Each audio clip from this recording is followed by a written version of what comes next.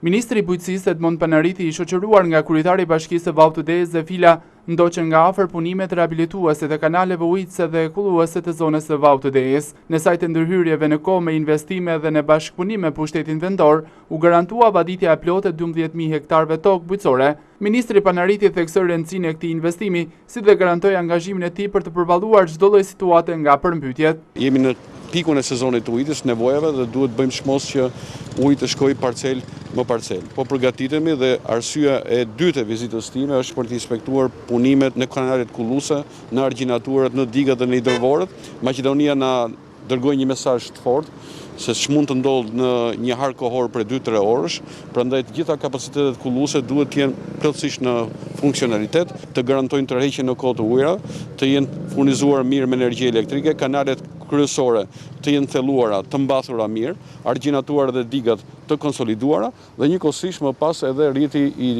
kanaleve 2 dhe 3 kulluese të jetë funksionale. Ne kemi bërë të mundur që gjithë sipërfaqja e tokës bujqësore të jetë nën sistemin e vaditjes dhe gjatë kësaj periudhe ne kemi bërë të mundur që mbi 12.000 hektar tokë bujqësore sot fermerët e kësaj njësive e kanë problemin e zgjidhur për sa i përket problemit të vaditjes. Duke pas parasysh që ne kemi mbi 15.000 hektar tokë bujqësore që është nën sistemin e kullimit dhe mbi 12.000 hektar tokë bujqësore që është nën sistemin e vaditjes. Gjithashtu ministri Panariti ka inspektuar një tjetër nyje të rëndësishme, atë të grumbullimit të ujrave të gjithë rajonit të Shkodrës në një segment prej 2.2 kilometra, që sipas ministrit nuk është ndërhyrë që prej 80 vitesh. Është një segment prej 2.2 kilometrash ku po kryen punime në mënyrë intensive, në një kanal i cili nuk ka qenë prekur me dorë që nga vitet e 10, pra nuk marret mend edhe nga banorët e zonës që janë këtu që të jetë kryer ky vëllim punimesh. Sfida jonë është me të mbaruar këtë segment prej 2.2 kilometrash të përparojmë dhe të kryejmë rehabilitimin, thellimin, pastrimin e këtij kanali në një gjatësi prej 22 kilometrash dhe duke i dhënë kështu një garanci akoma më shumë përballimit të situatave të pritshme të përmbytjeve.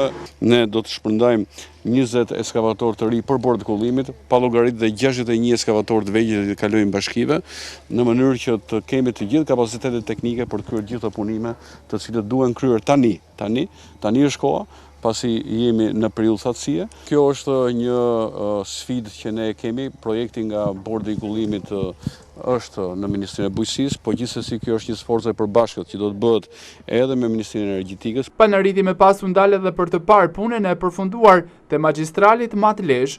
Ky investim sipas ministrit do të garantojë vaditjen për të gjithë zonën dhe prodhimet bujqësore sipas ministrit tashmë do të rriten mbi 30%. Këtu kemi të bëjmë vërtet me një veprarti e cilësore që garanton vazhdimisht vaditjen e sipërfaqeve të cilët këtu janë të kultivuara.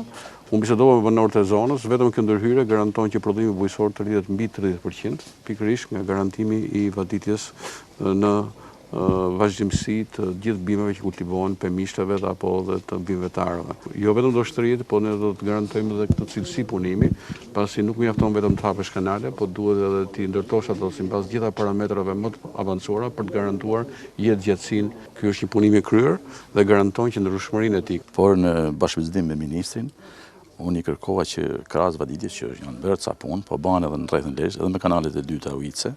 Qëllimi, objektivi kryesor i joni në Lezhë, por në gjithë ulësirën perëndimore të Shqipërisë, është kullimi.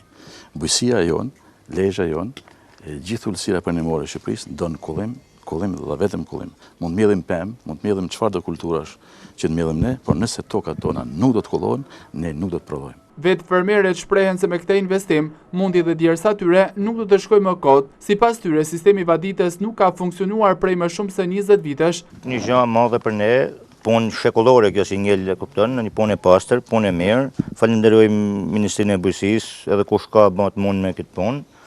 Edhe ne jemi shumë të kënaqur me punën si ja bë.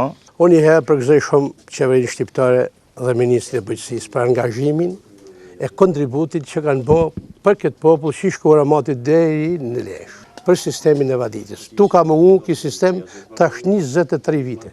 Populli i kësaj zone e ka vujt ka shumë në ekonomi që ati ja këpull çdo gjë, çdo shpresë. Gjatë inspektimeve, Ministri i Bujqësisë Edmond Panariti u shoqërua nga drejtues të bujqësisë, si dhe nga drejtues dhe përfaqësues të bordit të kullimit dhe pushtetit lokal në qytetin e Lezhës.